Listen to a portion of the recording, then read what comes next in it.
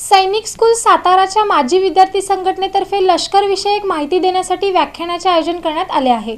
सैनिक स्कूल सातारा माजी विद्यार्थी संघटनेतर्फे विशेष लष्कर विषयक माहितीपट व्याख्यानाचे आयोजन करण्यात आले आहे। भारताच्या संरक्षण व्यवस्थेतील एक सशक्त पाया असलेली संस्था म्हणजे सैनिक स्कूल सातारा। ही भारतातील पहिली सैनिक शाळा जी 1961 मध्ये स्थापन झाली। गेली 6 दशके या संस्थेने राष्ट्रसेवेसाठी झपाटून कार्य करणारे विद्यार्थी घडवले असून आजपर्यंत 3000हून अधिक विद्यार्थी राष्ट्रीय संरक्षण प्रबोधिनी व इतर संरक्षण सेवांमध्ये दाखल झाले आहेत। या गौरवशाली स्थापनेच्या दिनानिमित्त सैनिक स्कूल सातारा माजी विद्यार्थी संघटना सोलापूर चॅप्टर यांच्यातर्फे एक प्रेरणादायी आणि समाजभिमुख कार्यक्रम आयोजित करण्यात आला आहे। हा कार्यक्रम शनिवार दिनांक 28 जून रोजी सायंकाळी 6 ते रात्री 8:30 पर्यंत हुतात्मा स्मृती मंदिर येथे आहे। या कार्यक्रमात प्रमुख वक्ते म्हणून लष्करातील निवृत्त वरिष्ठ अधिकारी उपस्थित राहणार आहेत।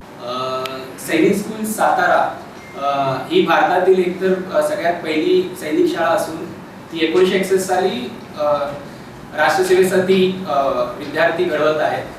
त्यांनी आजपर्यंत शाळेने आजपर्यंत 3000हून अधिक विद्यार्थी एनडी आणि इतर सेवांमध्ये मुलांना पाठवलेले आहेत। तर ह्या शाळेच्या स्थापने दिनानिमित्त आम्ही सैनिक स्कूल सातारा माजी विद्यार्थी सोलापूर चॅप्टर तर्फे प्रेरणादायी कार्यक्रमाचं आयोजन केले आहे।